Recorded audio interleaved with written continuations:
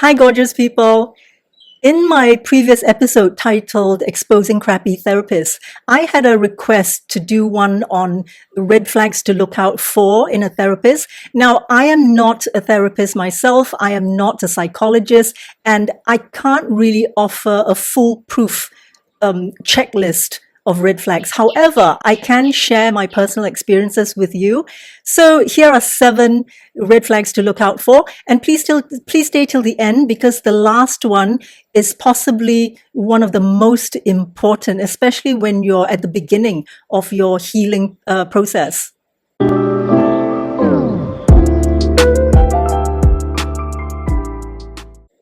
So number 1, there are many illegal therapists out there. So the first thing you do, and it's quite an easy thing to do, is to check their background.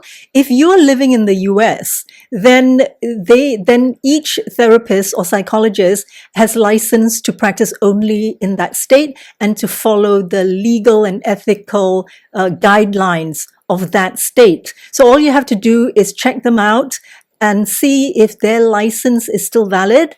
I mean, some of them practice without a valid license, like either it's expired or it's suspended. So do that first as your screening process. Number 2, personal boundaries.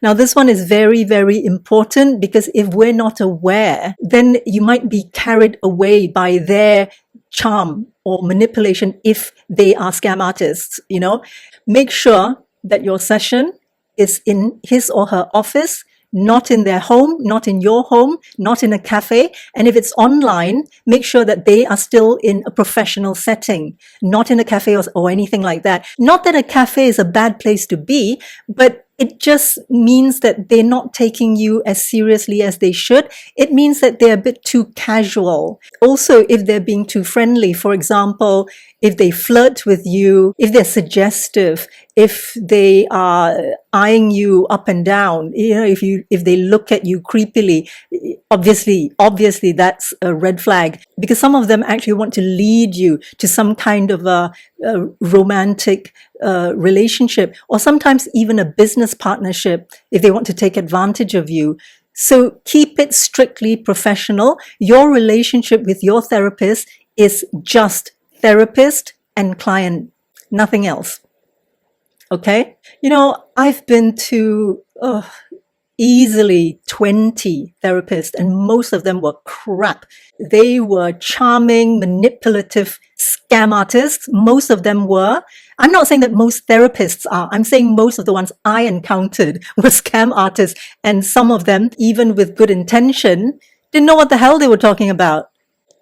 But I managed to find a good one, finally managed to find a good one, because I was out of that state of desperation. Now, I'm not dissing you, I am not belittling you, but if you're in a state of desperation, please at least be conscious of it, because otherwise you're going to be taken advantage of. You're just easy meat to all these sharks out there. When I was desperately seeking help, I had a therapist that, the first question she asked me was, "What do you think of the world?" Obviously, I wasn't like jumping for joy and celebrating life, celebrating the beauties of the world. No, I wasn't. So I said, it's an ugly, horrible place. And you know what she said? That's who you are.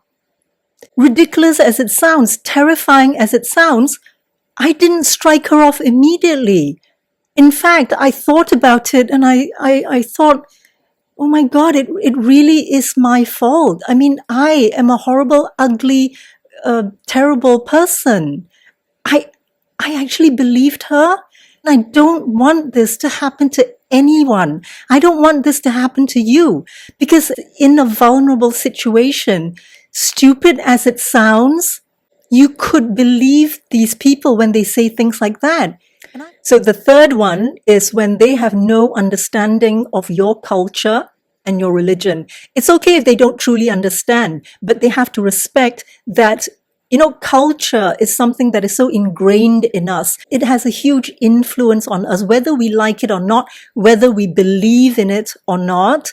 Culture is something that is very real. And if they seem to disrespect your culture, if they're ignorant of your culture and they don't want to find out more, then that is another red flag, because that means that they're not considering your background. They're not considering what's influenced you into who you are.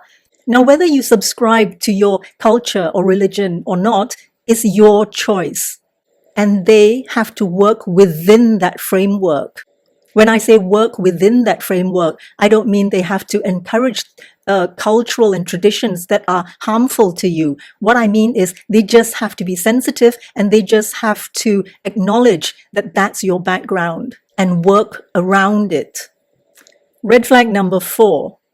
When they don't truly listen to you. Now, the easy cues are when their eyes are darting all over the place, or they're on their phone, or they're looking at something else, or they seem that they've mentally checked out, or they're bored.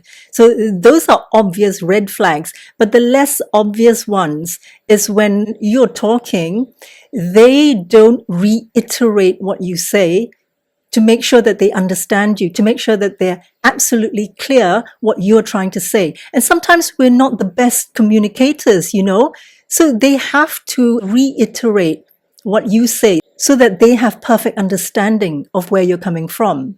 I had one that was like jumping to conclusion left, right, and center. Every time I said something before I even finished my sentence, he finished it for me. Okay, so there was another therapist who I thought was trying to break the ice by telling me about her personal life. A little bit is okay because it is breaking the ice, but she went on and on and on, and I didn't even realize it. And then when I realized that she'd been talking for an hour, the whole session was about her problems and her issues. And I thought, oh man, I am so glad I don't have as many problems as you do. So be conscious. Be conscious of how the session is progressing. Okay? Red flag number 5 is when they keep on assuring you that they can cure you, they can heal you. What you need to hear is, I am here for you. Not I will cure you, not I will heal you. If they say it too many times, then it means they're eager to prove to you. If they're confident enough in their abilities, why should they be so eager to prove something to you? Red flag number 6. You feel pressured to sign up for a package. Now notice I didn't say they pressure you, because they're so smart, they're not going to make it so obvious as to pressure you. But the moment you feel pressured into signing up for a package, then that is a red flag. Okay, don't do it. Think about it, give it some time, brew over it, and then make your decision later. Don't do it there and then. Now, number 7, this is one of the most important, okay? If you're at the beginning stages of your healing, by beginning, I mean you have just realized that you were mentally and emotionally abused, and you never knew it because you were also gaslighted and manipulated. So at the beginning, when you're first looking for a therapist, it could be your first one. Hell, it could even be your second or third one. But until you realize this, point number 7, it's going to continue. You're going to continue finding the wrong ones, finding ones who re-traumatize you, and therapists who are even more damaging for you. And this therapist feels like home. Now, if you have been mentally and emotionally abused, if you have been manipulated and gaslighted for decades, then this therapist that makes you feel at home is going to be someone who matches those vibes. He or she could be a narcissist, a borderline personality, a psychopath or a sociopath. Whatever that matches the vibes that you're familiar with, that makes you feel at home. And if a therapist makes you feel comfortable, it doesn't mean it's a bad therapist. It just means that you have to look into yourself as to why this person makes you feel comfortable, makes you feel so at home. And just as important, if you feel an overwhelming sense of relief that finally there is someone there who can save you, then be very cautious. Okay, examine why you feel that way. It's not because you have no intuition. You have intuition. You have perfect intuition. We all do. It's just that it's been buried by decades and layers of society's conditioning, family conditioning, that it's too deeply buried until you don't even know who you are. So who are you? In my opinion, you are your intuition. You've just lost that and you've lost yourself. But it can be found because it's still there.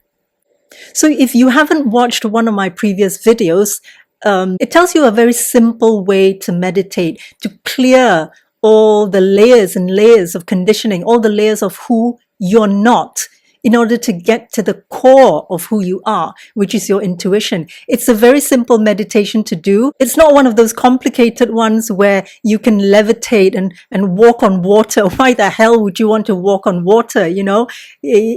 Unless you want to be David Copperfield and make things disappear and bend spoons and forks. You know, meditation is just for clarity.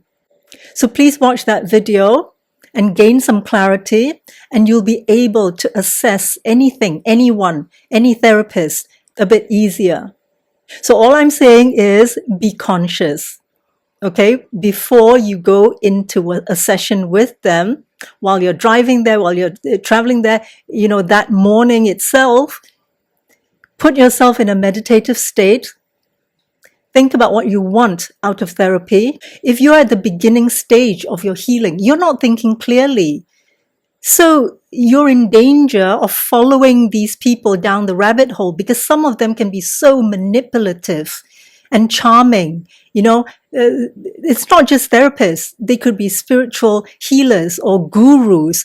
Speaking of gurus, I had a friend who was so into her guru.